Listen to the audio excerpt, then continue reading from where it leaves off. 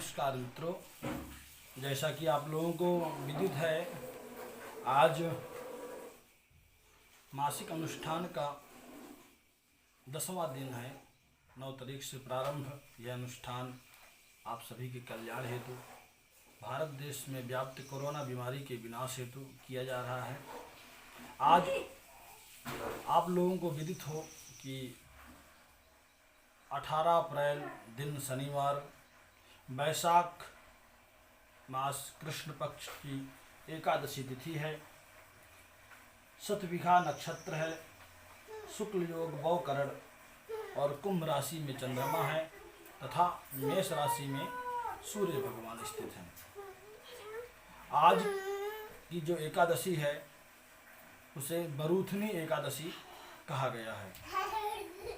आज के दिन जनमानस को चावल एवं साबूदाने का सेवन नहीं करना चाहिए। चावल से बनी किसी भी सामग्री का सेवन नहीं करना चाहिए, ऐसा शास्त्रों में बताया गया है। आइए आज जानते हैं वरूथनी नामक एकादशी का क्या अर्थ है, क्या महत्व है, कैसे इसका प्राकट्य हुआ और इसको हम क्यों करें, किस विधि विधान से करें ताकि इसका हमको संपूर्ण फल प्राप्त हो सके। मित्रों, आज हिंदू नववर्ष के बाद दूसरी एकादशी है। पहली एकादशी चैत्र शुक्ल पक्ष में थी और यह दूसरी एकादशी वैशाख कृष्ण पक्ष में है, पड़ रही है। इसका नाम वरूथनी क्यों है? वरूथनी शब्द का क्या अर्थ है? वरूथनी एक संस्कृत शब्द है जिसका अर्थ है रक्षा कवच, अर्थात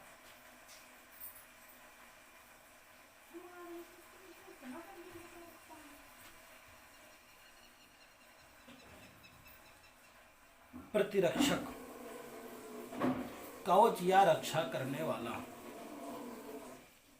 इस एकादशी का व्रत करने से भगवान श्रीहरि अपने भक्तों की रक्षा कवच बन करके करते हैं। इस प्रकार से इसका अर्थ आप सब लोगों को स्पष्ट हुआ। अब जानते हैं इस व्रत को क्यों करना चाहिए, कैसे करना चाहिए। कहा गया है कि एक बार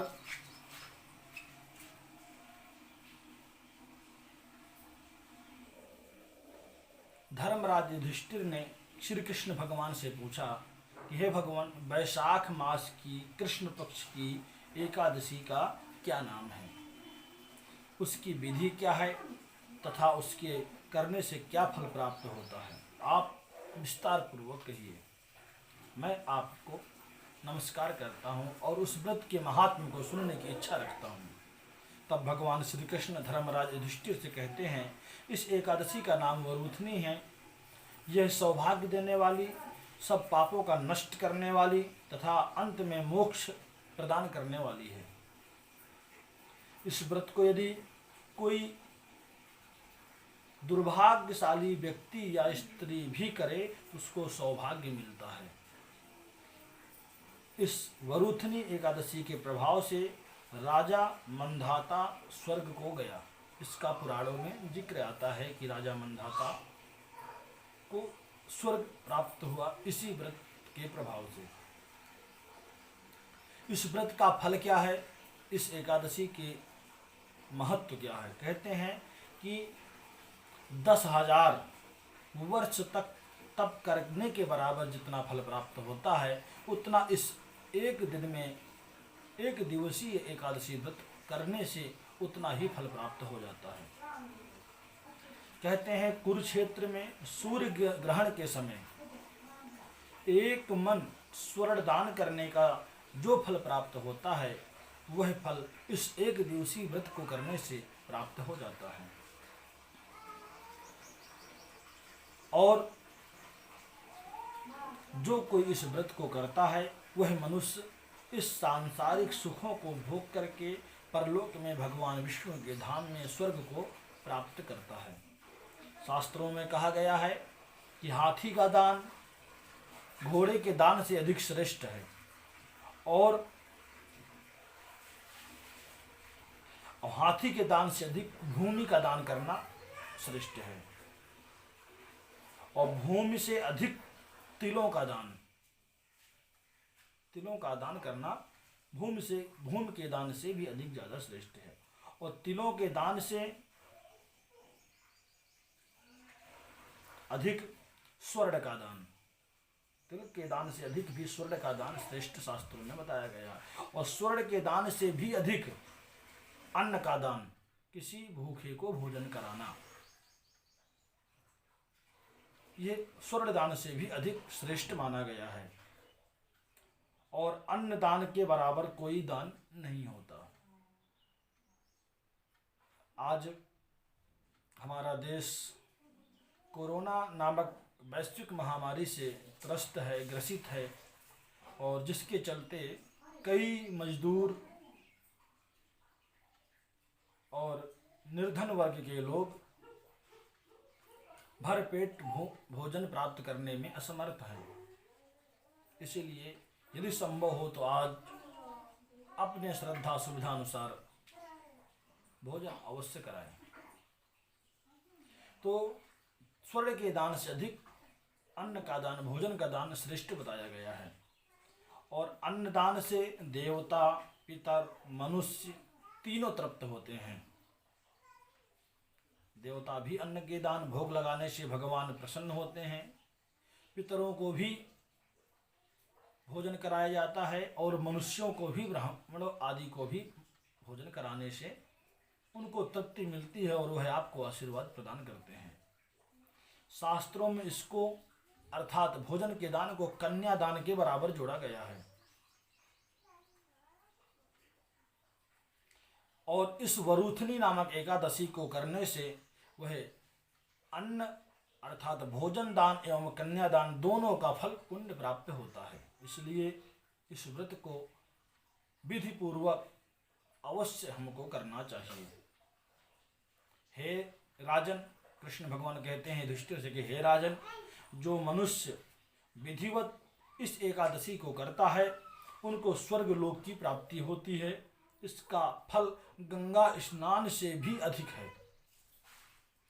1000 इस व्रत के महात्म जो मैं आपको सुना रहा हूँ, उसके पढ़ने और सुनने का फल 1000 गौ के दान से भी अधिक श्रेष्ठ माना गया है।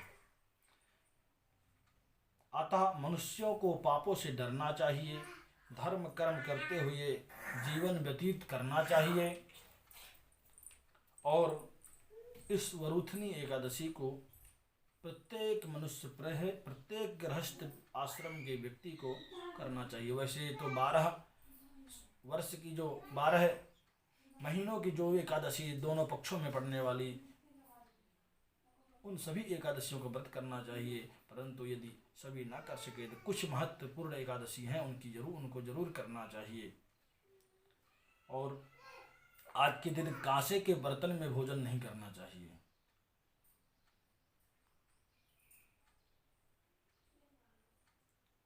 नॉन वेज, काली उड़द की दाल, मसूर की दाल, चने व शहद का सेवन नहीं करना चाहिए। आज के दिन जुआ आदि नहीं खेला जाना चाहिए। मांस, मदिरा का सेवन नहीं करना चाहिए। पान खाने के लिए भी शास्त्रों में आज के दिन वर्जित किया गया है। आज के दिन पान भी नहीं खाना चाहिए। आज भगवान वामन अवतार श्री विष्णु भगवान का पूजन करना चाहिए। भगवान शालिग्राम का पूजन, विष्णु भगवान का पूजन, और वामन अवतार की यदि फोटो या मूर्ति हो तो उनको पंचामृत जल, गंगा जल आदि से स्नान करा करके चंदन, पीला चंदन, पीले वस्त्र आदि अर्पित करें, पीले फूल अर्पित करें, तथा जो आपके घर में श्रद्धा सामग्री उपलब्ध हो उसी से भगवान का पूजन करें। दिन भर व्रत रहें, और अगले दिन अर्थात 19 अप्रैल को प्रातः काल सूर्योदय से लेकर के 8:27 तक इस व्रत का पारण करें। भक्तों, यह एकादशी जो है शुक्रवार की रात 9:59 से ही प्रारंभ हो चुकी थी, परंतु उदया तिथि 18 अप्रैल को होने के कारण, शनिवार के दिन होने के कारण, इस व्रत का विधान 18 अप्रैल माना जाता है और इसके पारण 19 अप्रैल को किया जाएगा। दिन और रात आज के दिन जो व्रती हैं उनको व्रत रहना चाहिए, और जो व्रत नहीं है उनको चावल एवं साबूदाने का से बनी सामग्री का पदार्थ तो कदापि ग्रहण नहीं करना चाहिए। भक्ति पूर्वक अपने घरों में भगवान विष्णु का भजन, वामन अवतार का पूजन, आरती, भजन, संकीर्तन आदि करें और धार्मिक कार्यों में निरत रहें। भूखे को भोजन कराएं, जरूरतमंद को वस्त्र, अन्न आदि का दान करें तथा भगवान का पूजन करें। इस प्रकार से इस व्रत को करके इसका पुण्य फल आप सब लोग अवश्य प्राप्त करें। जय श्री नारायण। हरि ओम। नमस्कार।